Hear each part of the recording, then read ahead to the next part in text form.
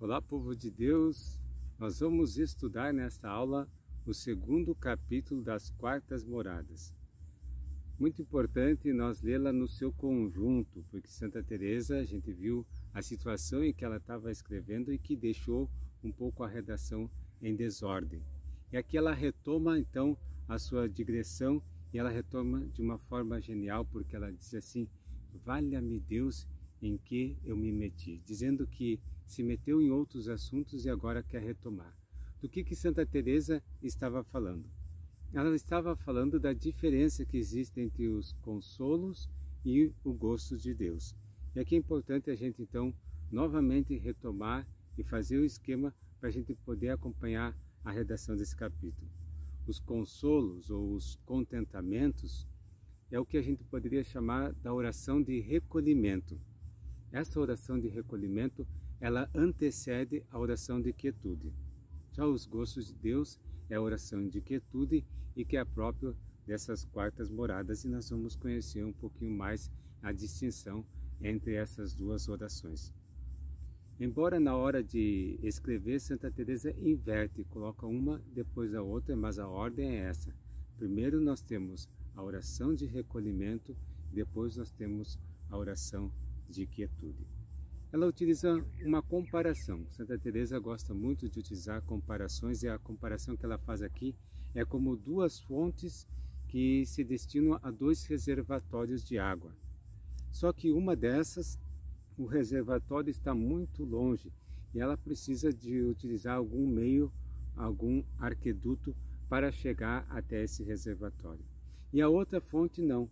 A outra fonte está junto ao recipiente onde ela vai despejar. Esse arqueduto é os pensamentos, é a meditação. Então aqui nós temos a oração de recolhimento, que ela se utiliza dos pensamentos e se utiliza da meditação. Já a oração de quietude não se utiliza nada disso, é uma oração direta que provém de Deus, que produz na pessoa paz, produz quietude, produz suavidade. A oração de quietude, então, ela começa em Deus e ela termina em nós. Isso quer dizer que o nosso corpo sente, padece e sofre essa presença de Deus. A oração de quietude também tem um outro elemento. Ela não é uma criação mental, não podemos por nós mesmos produzir tal sensação, por isso já é algo sobrenatural que vem de Deus. E aqui também nós temos as potências da alma não estão de todas unidas, mas sim a vontade está unida a Deus.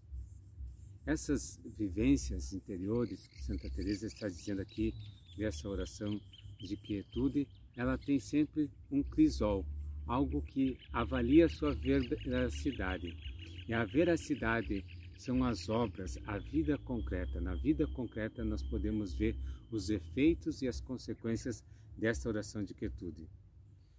Se é algo desejável, pode surgir para nós uma questão: como é que nós podemos alcançar? Santa Teresa tem um conselho muito simples: olha, deixemos o Senhor conceder quando Ele quiser.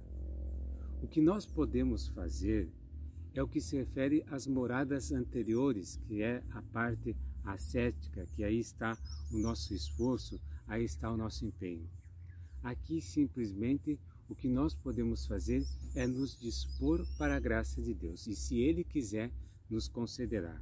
Então Santa Teresa se dedica no finalzinho desse capítulo a apontar 5 motivos pelos quais nós não devemos procurar essas graças. Isso quer dizer 5 motivos pelos quais nós não podemos pensar que podemos obter por nós mesmos. A nossa postura é aquela que eu falei, da disponibilidade à graça de Deus. Primeiro motivo: o verdadeiro amor a Deus não busca os seus interesses, mas é gratuito. Se o teu amor a Deus é gratuito, você não deve estar procurando então essas graças, e se Deus quiser, Ele te concederá, mas não deve buscá-la você. Segundo motivo, é falta de humildade pensar que podemos alcançar tais graças pelo nosso esforço. Nós temos dito que são graças místicas, provém de Deus e não é algo que nós conquistamos à força pelo nosso empenho. é dom de Deus. Então seja humilde e acolha essa gratuidade de Deus. Terceiro motivo, a atitude mais correta para receber é o desejo de padecer por Cristo e não de buscar gostos e consolos espirituais. Então Santa Teresa está dizendo assim, em vez de você estar buscando esses gostos e consolos na oração, você deve estar mais disposto para se unir a Cristo naquilo que ele viveu, que foi a cruz e o sofrimento. O quarto motivo pelo qual nós não devemos buscar essas graças, porque não são necessárias para a nossa salvação. Deus concede essas graças a quem ele quiser, conforme convém. Então, você deve buscar sim o caminho da salvação, mas se Deus te leva o caminho da salvação sem te dar essas graças, não há problema algum.